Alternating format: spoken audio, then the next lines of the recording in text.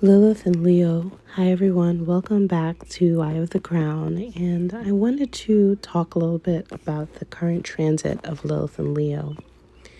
And the biggest thing that I wanted to bring to you is the cloaking of the dark over the bright light. Lilith and Leo is a very interesting place because Lilith based off of the dark side of the moon and Leo being connected to the bright sun. It actually challenges the reason to shine. It challenges the reason to have great recognition, to be seen.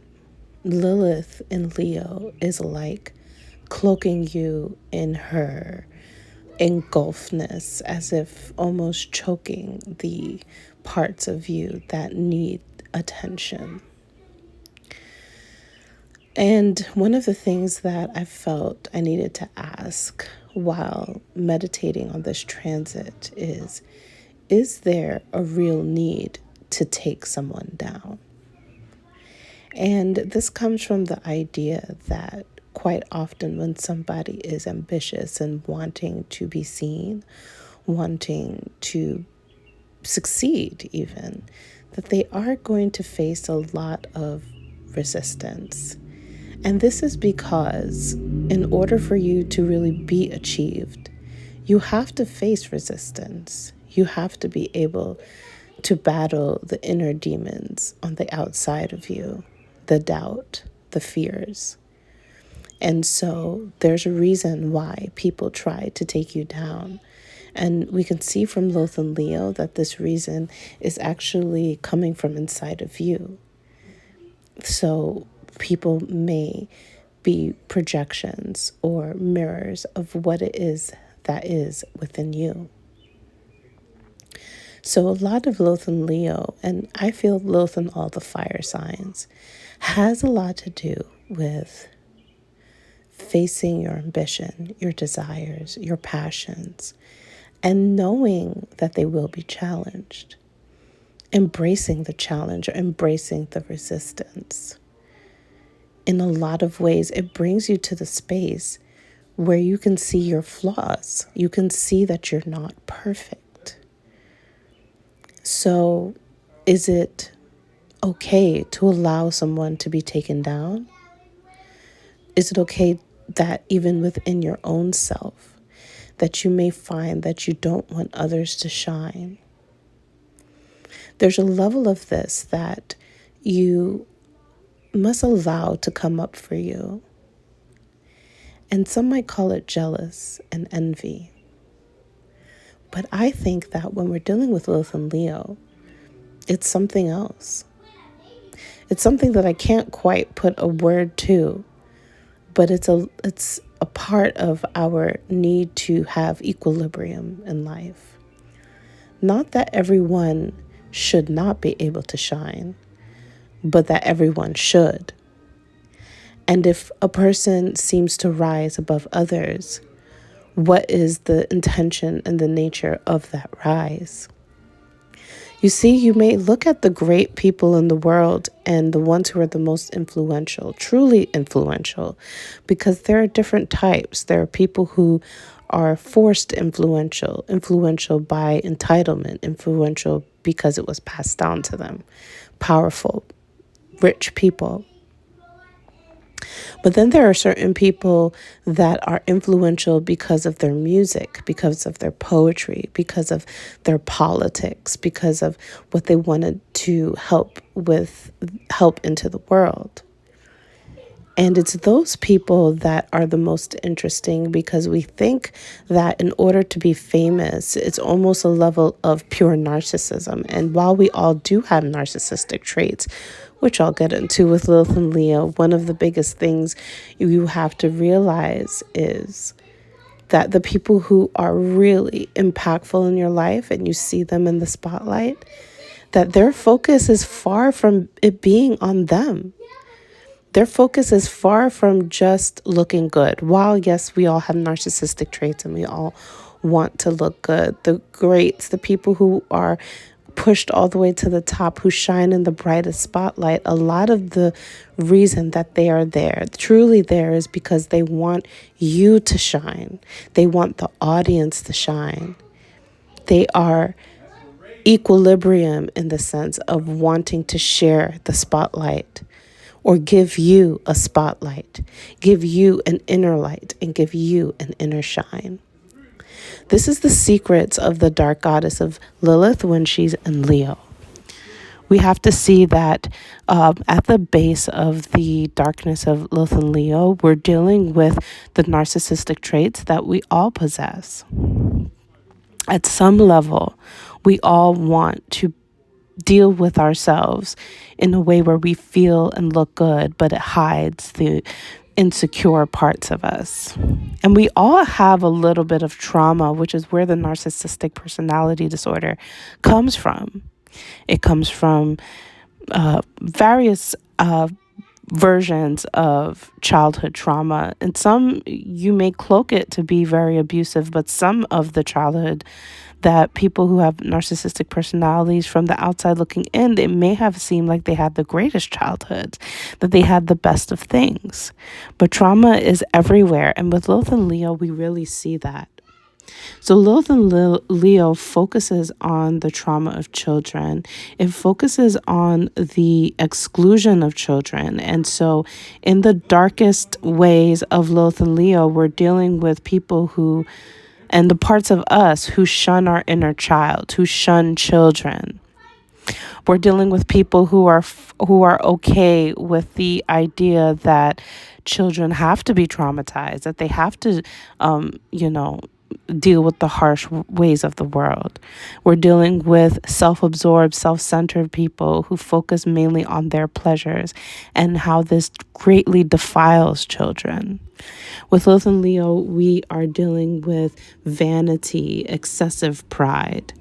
You know what I'm saying? We're dealing with people who need to use even sex as a mean, just like how you have horror movies that children shouldn't see at a certain age. Sex in its own way is like a horror movie for children before a certain age, actually for all children, right? There's this need for